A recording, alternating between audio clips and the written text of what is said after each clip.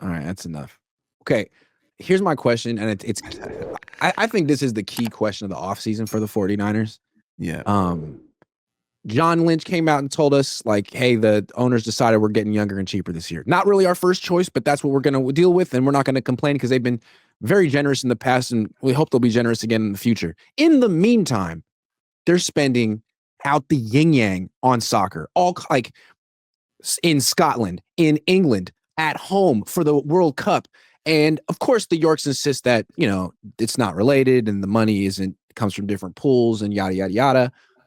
My question is, why should Niner fans be excited that the Yorks are increasing their global sports empire? How will these soccer investments come back and help the 49ers eventually? The football team. You want me to think of a reason or tell you if I think there is a reason? Can we brainstorm? I mean, honestly, like, can we try to think of it from their perspective? Like, how does this, it feels like the underpants gnomes. It's like steal underpants. Step 2, I don't know. Step 3, profit. Do you remember that from South Park? Underpants gnomes? I didn't watch a lot of South Park, believe it or not. Here's what I'll say. I'll keep the story short. During the Great Recession in 2009, I was laid off from the highest paying job I ever had at the time. And I went from making pretty good money to nothing.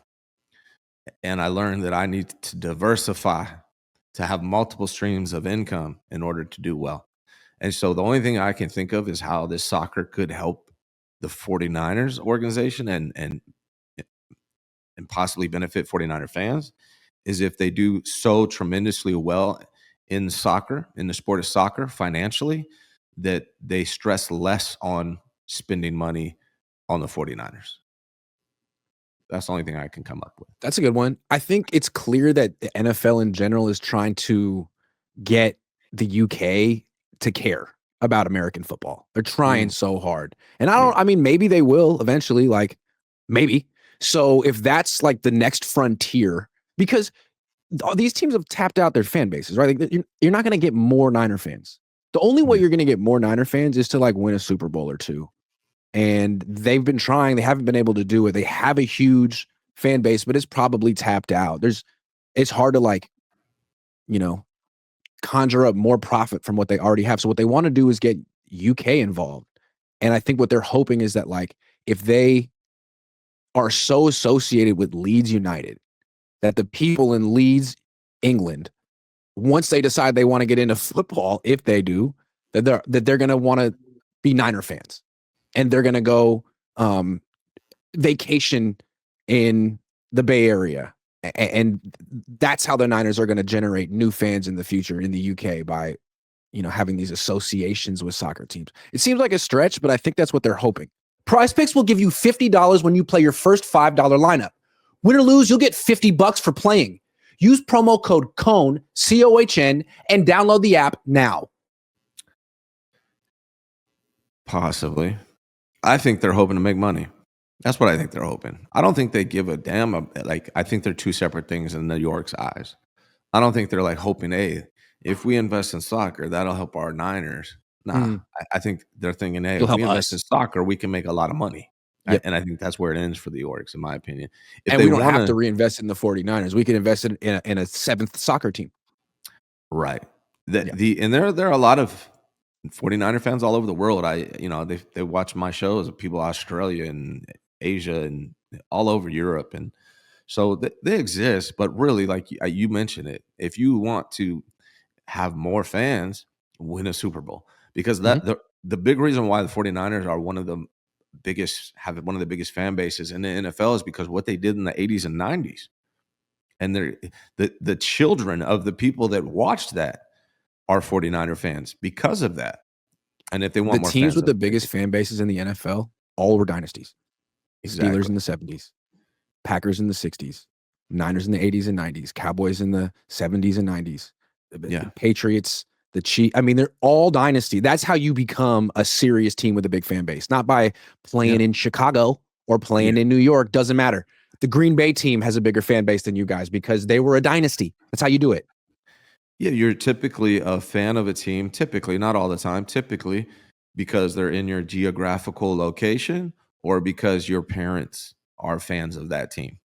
And that's why the Steelers still have a big fan base, why the Cowboys still have a big fan base, and why the Niners do too. So if the Yorks really want to build this fan base, win some Super Bowls.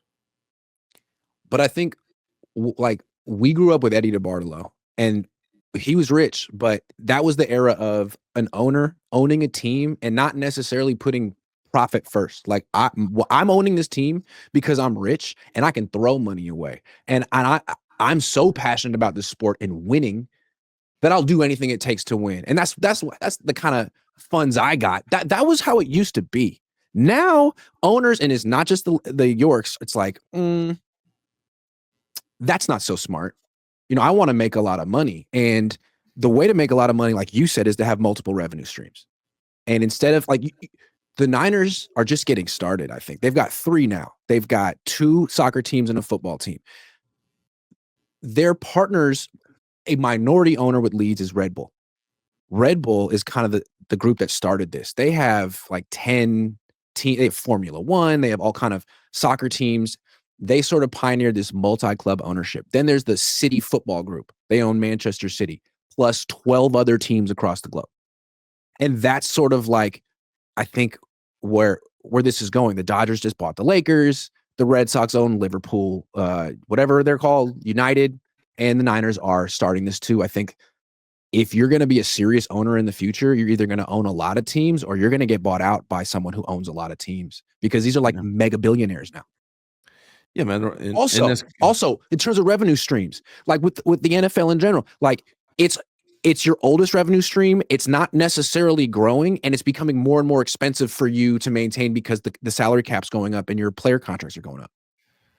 Yeah, well, first of all, billionaires in this world and in this country right now are loving life. It's the best time to be a billionaire in the history. One of the fastest growing, I think it was like 20 years ago, there was 500 billionaires. Now there's 2,500 billionaires. Mm-hmm. So, I mean, everything's owned by like the same handful of people in this world. And so you're seeing examples of that with the Yorks now. They're getting into soccer, and I don't think they're going to stop there. They'll continue to buy whatever they can. Don't be surprised if they end up trying to buy a Bay Area soccer team at some point. Hell yeah. Yeah. People may not know this, but the San Jose Earthquakes have been put up for sale like as of week and a half ago. And what's funny is they were owned by the A's, who, as we all know in the Bay Area, is the rinkiest of the dinkiest organizations. They're just cheap. And now they're divesting themselves of this team because they need to build a stadium in freaking Vegas. So it's an opportunity for the Niners. This is what they do. Instead of spending the cap space this year, $46 million, pouring in another $40 million on the team just to not win the Super Bowl, spend that money on the San Jose Earthquakes and watch how much you could take a revenue stream that's pretty much nothing, how you can explode it. And that's what they're just like house flippers now.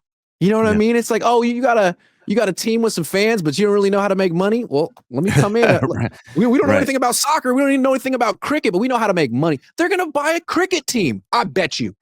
Yeah, they might. And then you're going to see a ton of Niners showing up at their games. You always saw it last week, right? It's just like the Valkyries. The Valkyries are having a ton of success. They're selling out games because the Warriors are there every night. Like freaking Pods is like a Valkyries groupie. Steph was there last night. Can you give Oakland some credit though? That's kind of cool. Like they took all our teams away, and we're like selling out the Valkyries. We're going to the Oakland Ballers game. Do people know about the Oakland Ballers? It's like this semi-pro minor league team that it just slid into the A's place, and people go to their games and wear their merch all the time in sort of like a ironic, sarcastic way, but it's kind of cool. Yeah, they got the Oakland, I believe, what do they call the Roots, which is this minor league soccer team of some sort, I believe they're called. What's crazy about them, too, is that they were started by my friend, Ben O'Nagel, who went to Jewish camp with me when I was little in high school with me and played at O'Dowd. And then they like took the team away from him in some like nefarious corporate stuff.